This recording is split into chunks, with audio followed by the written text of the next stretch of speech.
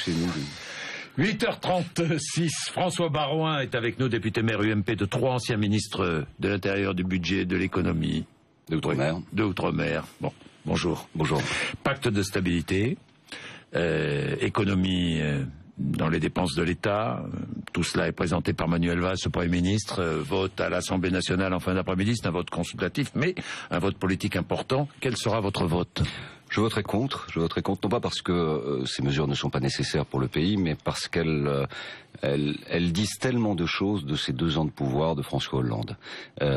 Il propose une baisse du coût unitaire du travail avec à la fois le crédit impôt compétitivité emploi plus la baisse que l'on connaît sur les charges sociales concernant le SMIC. Ça vous va, ça ?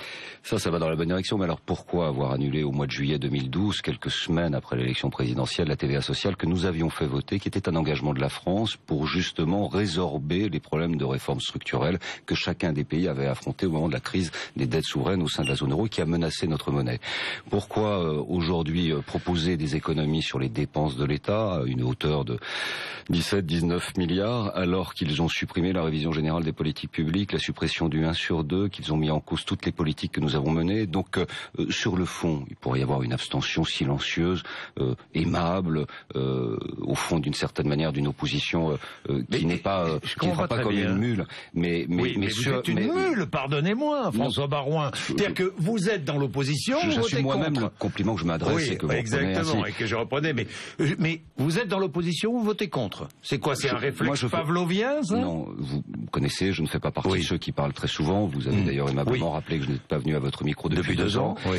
Et je considère que quand on a été aux affaires, ce qui a été notre cas, ce qui a été mon cas à Bercy pendant 2 ans, dans une crise sans précédent que le monde n'avait pas connue depuis 1929, nous devons aussi avoir un regard objectif sur la difficulté de la tâche. La tâche est difficile, mais ils se sont compliqués la tâche. Et les mesures qui sont proposées sont des mesures soit additionnelles de gel de prestations, ce qui ne va d'ailleurs pas dans la bonne direction parce que ça ne va pas soutenir la demande et nous verrons les difficultés de recettes de TVA, et soit dans des mesures qui sont à l'encontre de ce qui a été proposé et que nous avons mis en place. Donc pour tout cela, c'est un vote contre, assumé, responsable. Ça ne veut pas dire qu'il ne faut pas faire ces économies, mais ça veut dire qu'il y a 50 milliards d'euros d'économies, ou peut-être un peu moins maintenant, avec les aides, enfin l'aide, la revalorisation des petites retraites, des retraites de moins de 1200 euros, 50 milliards d'euros d'économies.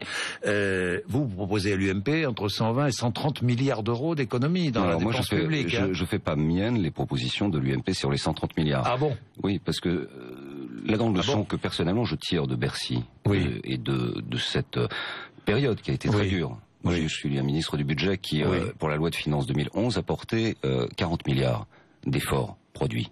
40 milliards. On est passé de 8,2 à 7% de déficit public. 8,2. Vous mesurez la somme énorme que cela représente. Ça veut dire que c'est possible, mais ça veut dire également que nous devons tirer des leçons. Lorsque nous avons agi sous une pression conjointe de la Commission de Bruxelles, du FMI et de la Banque Centrale Européenne pour mettre en place des mesures rapides dans un calendrier tendu. Les mesures ont été desserrées parce qu'on s'est aperçu qu'il y avait un impact réel entre les réductions importantes des dépenses publiques et la réalité de la croissance. Donc il faut trouver le juste équilibre. 50 milliards aujourd'hui, il aurait fallu les faire il y a 2 ans. 130 milliards demain à l'échelle de 5 ans, c'est récessif. Donc il faut trouver le bon équilibre. Donc 130 milliards, ça c'est la proposition de Jean-François Copé, vous dites non. C'est pas la mienne en tout cas. C'est pas la vôtre. C'est une faute, une erreur. Une erreur. Je dis pas ça. D'analyse. Une erreur d'analyse. Non, moi je tire les leçons de ce que nous avons vécu. Mais alors, il faut faire des économies, il faut réduire la dette. La dette publique, vous êtes bien d'accord. Il faut réduire la dette, il faut réduire les déficits, il faut réduire les dépenses et il faut également baisser les prélèvements obligatoires. Bon. Alors, vous demandez une réduction des dépenses, le gouvernement propose une réduction des dépenses et vous ne votez pas. Non. C'est là où le public ne peut pas comprendre. Le public va très bien comprendre parce que le public n'est pas aujourd'hui à genoux, admiratif de l'intelligence géniale de la politique économique de M. Hollande. Moi, je reproche à François Hollande une chose fondamentale, c'est d'avoir mis sur les épaules de Nicolas Sarkozy la totalité des péchés d'Israël et de la gestion de la crise, c'est-à-dire expliquer que les difficultés économiques, l'augmentation du chômage, l'augmentation de la dette, notamment cet élément très très dominant aujourd'hui dans le financement des politiques publiques était de la responsabilité de Nicolas Sarkozy. Jean-Jacques Bourdin, savez-vous quelle est l'augmentation de la dette entre 2007 et 2012 qui est l'encadrement du mandat de Sarkozy à l'échelle mondiale? Il est de 67%. En France, elle a augmenté de 20%. Aux États-Unis, elle a augmenté de 30%. Combien 20% en France? 20% de la dette, ça fait 200 milliards. Non, 20%, non, ça fait 40 milliards. 40 milliards? Pardon, non, vous avez une dette à 2000 milliards. Oui, 20%, ça fait 200 milliards. Vous avez 400 milliards global d'augmentation. Vous avez une augmentation dans des proportions 2 fois plus importantes en Grande-Bretagne et 1,5 fois plus importante aux États-Unis. Et près de 70%. Il s'est donc bien passé quelque chose. Qu'est-ce qui s'est passé? La relance à mi-parcours, c'est-à-dire de la dépense publique, s'est faite par du déficit et de la dette. Les économies que va faire Monsieur Valls aujourd'hui, et notamment les gestes qu'il fait vis-à-vis du Parti Socialiste, il va encore faire du déficit et de la dette parce qu'il n'a pas les moyens aujourd'hui de présenter un financement d'une partie de ses dépenses. Mais alors comment faites-vous? On ne peut pas voter pour un tel programme. Alors comment faites-vous? Vous dites non à ce plan présenté par le gouvernement, vous dites non à l'idée de l'UMP de réduire de 120 milliards d'euros la dépense publique. Quelle est votre solution? Je dis que ce que nous avions proposé était un bon équilibre. Je dis qu'il y a 3 sources de dépenses. Sur les dépenses de l'État, il n'y a pas d'autre solution que de baisser les frais de personnel, c'est-à-dire de remettre en place la révision générale des politiques publiques, la suppression... On réduit le nombre de fonctionnaires. On réduit, on ne remplace pas un fonctionnaire sur 2 partant à la retraite. On peut l'étendre pour la deuxième source de dépenses aux collectivités territoriales. Vous avez beaucoup de gens qui sont rentrés dans les collectivités territoriales au moment des lois de décentralisation. Ils vont sortir en 2016-2017. On peut peut-être proposer un nouveau pacte, puisque c'est le terme à la mode. 3, vous pourriez réduire, je sais pas, de 10 ou 20% le nombre de fonctionnaires territoriaux de la mairie, par exemple. Oui, je le fais depuis des années. Je suis élu depuis 20 ans. À 3, j'ai été réélu dans des conditions qui montrent un sentiment d'approbation de cette politique. Je n'ai pas augmenté les impôts depuis 16 ans. J'ai réduit le part de personnel et nous allons mutualiser avec l'intercommunalité. C'est le sens qu'il faut prendre. Donc l'État peut parfaitement proposer de manière intelligente une espèce de bonus-malus vis-à-vis des collectivités locales qui respectent les bons ratios de fonctionnement, qui respectent les bons ratios de personnel et qui s'engagent là-dessus. Troisième source, c'est la sécurité sociale. C'est la plus importante. Elle représente 50% de la dépense publique. La réforme des retraites que nous avons votée, elle a permis d'économiser beaucoup d'argent. Mais François Hollande, par anti-sarkozysme primaire, ou peut-être pour donner des gages à l'aile gauche de sa majorité, a modifié cette réforme des retraites. Et aujourd'hui, on est en train de négocier sous le manteau avec les députés socialistes le fait de revaloriser les retraites jusqu'à 1 200 €. Mais la punition de la non-revalorisation de ceux qui seront au-dessus de 1 200 €, c'est la réforme Hollande de la retraite Sarkozy du début de son mandat. Donc on ne peut pas non plus voter pour toutes ces raisons-là. Mais la réforme des retraites, il n'y a pas d'autre débat pour créer de la richesse que d'augmenter l'âge de départ à la retraite. Il faudra partir à 60 ans. Il faudra discuter autour de cette question des 35 heures. Est-ce qu'on la contourne par des accords d'entreprise? Mais qu'est-ce que vous voulez? Vous voulez plus de richesse? Vous travaillez plus longtemps et vous travaillez un peu plus aussi également chaque semaine. Bien, François Baroin, Alstom, le dossier Alstom. François Hollande déclare « L'État a forcément son mot à dire ». Vous le pensez aussi? L'État a son mot à dire par la commande publique, mais enfin je me permets de rappeler qu'on est dans une économie globale, mondiale, avec des actionnaires, des entreprises cotées, avec des investisseurs, des gens qui prêtent de l'argent à ces grandes entreprises, et que je suis quand même très surpris que M. Montebourg, ministre de l'économie, qui n'a d'ailleurs pas la responsabilité de l'énergie, puisque c'est Mme Royal qui l'a dans le ministère de l'écologie, tombe de l'armoire en fin de semaine en découvrant comme cela qu'il y avait des négociations entre General Electric et Alstom. Je veux dire, c'est l'actionnaire principal Bouygues qui a voulu le démantèlement d'Alstom. Il me semble que Bouygues a beaucoup parlé avec M. Montebourg au moment de l'opération SFR, qui d'ailleurs n'a pas marché. Qui n'a pas marché. Donc on peut être un Don Quichotte de l'économie administrée, de la centralisation des décisions économiques. Un Don Quichotte pour vous, Arnaud Montebourg. Dans le meilleur des cas, parce que c'est quand même une référence historique. C'est quelqu'un qui fait des mouvements de bras et qui en réalité fait plus de mal que de bien à l'économie générale. Il donne l'impression que l'État français ne veut pas d'investissement étranger. Comment M. Hollande, il y a un mois, peut-il recevoir des chefs d'entreprise américains? Je crois même qu'il y avait les représentants de General Electric dans la délégation des chefs d'entreprise où M. Hollande, président de la République, dit « J'ouvre les bras, je suis la France, investissez ». Et on apprend la semaine dernière que General Electric veut investir dans Alstom et du coup il pince un coup de fil pour dire « Attendez, il faut que Siemens maintenant aille sur le coup parce que sinon ça va partir sous le giron américain ». C'est pas sérieux. Quelle est la moins mauvaise solution? Quelle est la moins mauvaise solution pour vous? Moi, je parle avec prudence en termes de stratégie. Le constat, quel est-il? C'est un marché qui est en train de se contracter, le marché de l'énergie. Pourquoi? Parce que les Américains ont produit du gaz de schiste, qu'ils ont réduit de 27 à 30% leur facture énergétique, ce qui est aujourd'hui l'une des explications de la relance américaine, du rebond économique américain, et que du coup ils deviennent exportateurs nets en charbon. Deuxième élément, pourquoi ce marché est atone? Parce que vous avez des incertitudes sur le nucléaire. L'Allemagne dit je vais sortir du nucléaire et je vais reprendre du charbon. La France dit, au fond, je ne sais pas. Là aussi, l'incertitude, les pas de danse, la valse hésitation de M. Hollande depuis 2 ans donne le sentiment qu'il n'y a pas de perspective. Alstom a eu déjà des difficultés il y a 10 ans. Sarkozy les a sauvés. Oui, il a sauvé provisoirement sauvés. Oui, enfin, il a restructuré la dette, il a demandé aux banques d'y aller, l'État y est allé, mais il y avait un projet derrière. C'était de faire un grand géant mondial. C'était le rapprochement Areva, Bouygues et Alstom. Ça n'a pas fonctionné pour des raisons de personnes, ça n'a pas fonctionné pour des raisons également de changement de stratégie. Alstom à l'époque avait vendu une partie de ses filières à Areva, qu'il a racheté derrière, ils ont pensé s'en sortir. Bon, et puis il y avait des erreurs de gestion, des achats de croissance externe qui se sont avérés moins bénéficiaires. Bref, enfin à l'époque Alstom était mourant, a été sauvé. Aujourd'hui, il aurait fallu probablement anticiper cette affaire. Je ne sais pas quelle est la bonne solution. J'ai tendance à considérer que General Electric et Alstom sont plutôt complémentaires et j'ai tendance à considérer que Alstom et Siemens sont plutôt similaires, ce qui veut dire que de toute façon, malheureusement... Donc Siemens qui reprend l'activité énergie et qui transmet l'activité transport à Alstom, c'est pas la bonne solution pour vous? Un Airbus de l'énergie, ça vous paraît utopique? C'est l'enfant trouvé au pied de l'église de dimanche matin de M. Hollande qui dit Siemens, faites-nous une offre, revenez à la table de négociation. On ne peut pas laisser passer ça. Ça n'est pas sérieux, ça n'est pas très raisonnable, et c'est probablement, et c'est ça qui est très triste, la disparition d'un fleuron, c'est le TGV. C'est un peu comme Concorde dans les années 70 qui est en train de se passer. C'est-à-dire, nous avons un très bel outil, mais nous n'avons pas su anticiper. Il y a trop d'acteurs, il y a trop d'usines électriques, donc il y a forcément une concentration. Alstom est une proie parce qu'elle est plus fragile et au fond il faudra être le plus efficace possible. Ce que je demande, c'est que le gouvernement ne soit pas doctrinaire, ne soit pas dans une logique administrée, ne soit pas dans une logique je décide tout alors que je n'en ai aucun moyen. François Baroin, l'Europe, parlons un peu d'Europe. L'Europe à travers effectivement le plan présenté par le gouvernement, parce que c'est Bruxelles qui va décider. François Baroin. En tout cas, Bruxelles, c'est-à-dire la Commission, c'est-à-dire... Le vote est consultatif ce soir à l'Assemblée nationale. C'est pour ça qu'il faut qu'ils arrêtent de nous dire oh là là, on a une vertu nippone, on fait se faire harakiri, nous sommes des samouraïs. Ils sont rien de samouraïs du tout. Peut-être, mais ce plan, il va être soumis à Bruxelles. Mais c'est normal. C'est déjà fait d'ailleurs. Mais c'est normal. C'est normal. Bien sûr que c'est normal.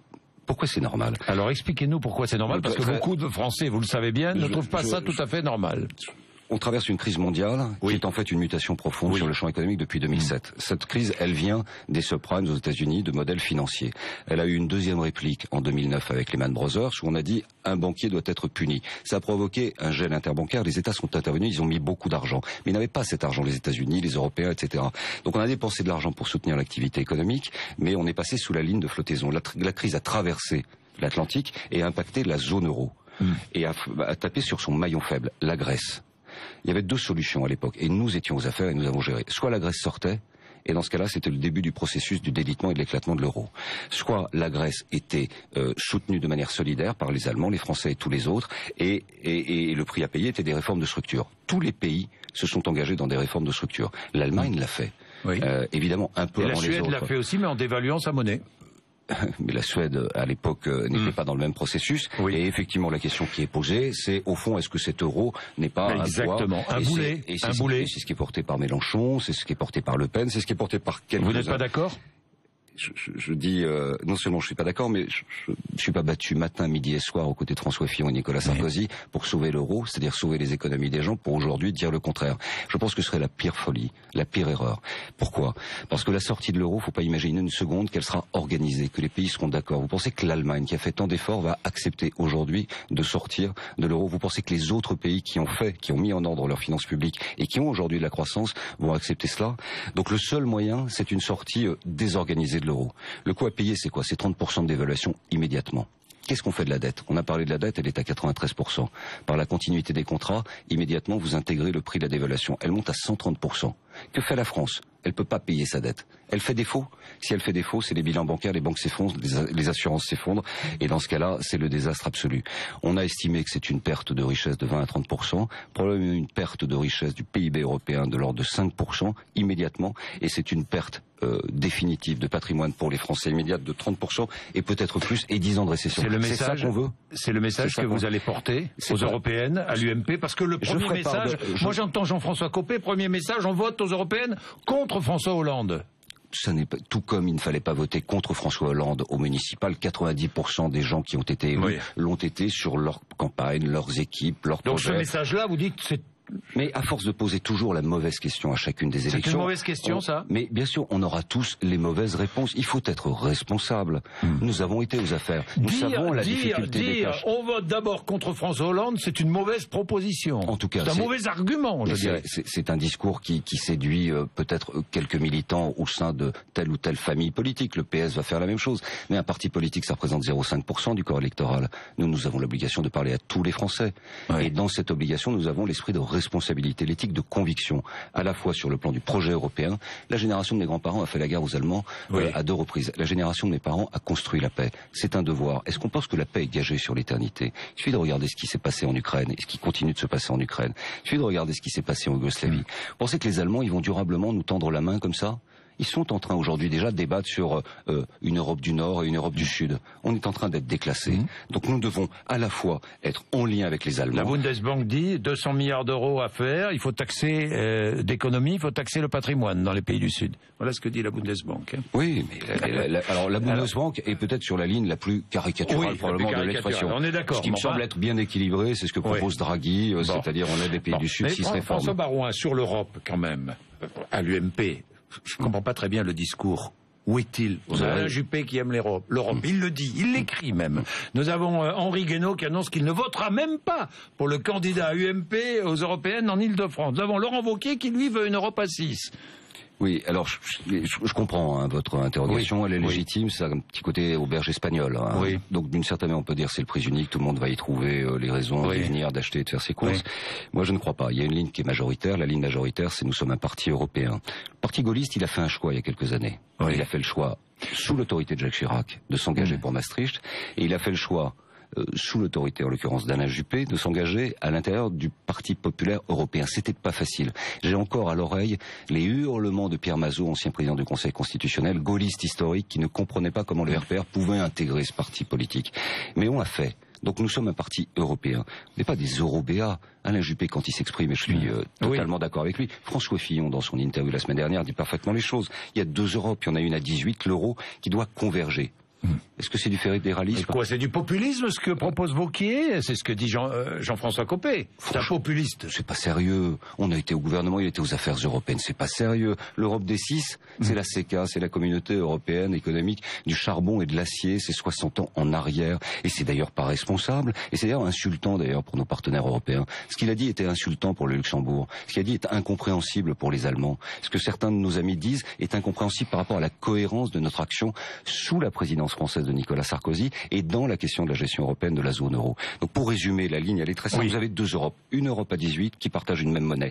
Pour avoir une monnaie stable, qui ne vit plus le désastre que nous aurions pu connaître, c'est-à-dire sa disparition, coordonner les budgets, oui, il faut aller voir Bruxelles, coordonner les politiques fiscales, oui, il faut la même fiscalité pour les entreprises comme pour les particuliers, et puis avoir le même niveau de dette, le même niveau de déficit, et ne plus en bouger. Nous aurons 350 millions de marchés économiques qui feront de nous la première puissance économique mondiale. Et vous avez une Union européenne qui marche pas très bien. Vous avez une commission qui s'occupe du quotidien. Il faut qu'elle arrête ça. Mais c'est pas du populisme que de le dire. Tout le monde le dit, y compris les candidats, y compris le candidat PPE à la présidence de la Commission, Monsieur Juncker. Vous avez également une Union européenne qui a des faiblesses, notamment sur la partie Schengen. Mais on va pas, nous, à l'UMP, dire on remet en cause Schengen. On va dire redonner des moyens pour faire en sorte que Schengen soit efficace et soit effectif. Pourquoi ? Parce que si on supprime Schengen, ce que propose l'extrême droite ou l'extrême gauche, eh bien que reste-t-il du projet européen ? C'est-à-dire la libre circulation des biens et des personnes. Pas grand-chose. Eh bien nous sommes européens et c'est la ligne majoritaire du parti. Mais choisir comme chef de file des candidats battus aux législatives, ça donne pas une envie d'aller voter quand même, non ? Ça s'est toujours passé. C'est dommage, non ? Où est le renouvellement ? On peut le constater, on peut le regretter, mais on ne peut pas s'y arrêter. On est à 4 semaines, on ne va pas refaire une affaire. Ce qui compte, c'est que les candidats épousent les contours de la ligne majoritaire du parti. C'est ça, personnellement, que je demande. Pourquoi est-ce que vous n'aimez pas Jean-François Copé ? Cette question n'a pas de sens. J'ai des désaccords politiques avec lui profonds sur la méthode. Oui. La manif pour tous, on est parlementaire, on fait notre travail à l'Assemblée, on ne descend pas dans la rue. J'ai des accords politiques profonds sur la manière dont la tonalité de la campagne municipale s'était organisée. J'ai des désaccords sur la manière justement dont malheureusement notre parole n'est pas concertée à l'échelle européenne. Je n'oublie pas ce qui s'est passé à la présidence de l'UMP. Et donc tout cela fait que ce n'est pas des sujets personnels. D'ailleurs tout le monde s'en fout. Ils s'en contrefout. Non, mais d'accord, enfin, moi j'exprime mes convictions, je définis ma ligne et je n'ai jamais varié. Surtout, je n'ai jamais varié depuis 20 ans de politique. Est-ce que sur l'Europe, Nicolas Sarkozy doit sortir de son silence et s'exprimer? Je crois avoir été le premier à le dire. Oui, parce que quand vous voyez 3, 4, 5 anciens ministres dont je fais partie qui disent presque radicalement tout et son contraire sur le même sujet, alors que nous avons appartenu au même gouvernement, il me semble pas inutile, tout comme François Fillon l'a fait il y a une semaine. Ils veulent faire je ne sais pas s'ils veulent faire. Je suis pas favorisé d'informations, je l'ai pas eu au téléphone. Il se trouve qu'on se parle un peu moins tous les uns les autres au téléphone avec Nicolas Sarkozy. Oui. Pour les raisons que vous savez. Oui. Il y a trop d'écoute. Oui. Donc il faut le voir, il n'est pas toujours disponible, il est en voyage. Mais je souhaite vraiment qu'il s'exprime. Je pense que ce sera utile pour notre famille et je pense que ce sera utile au débat. Merci. Merci François Baroin d'être venu nous voir ce matin, il est 8h56.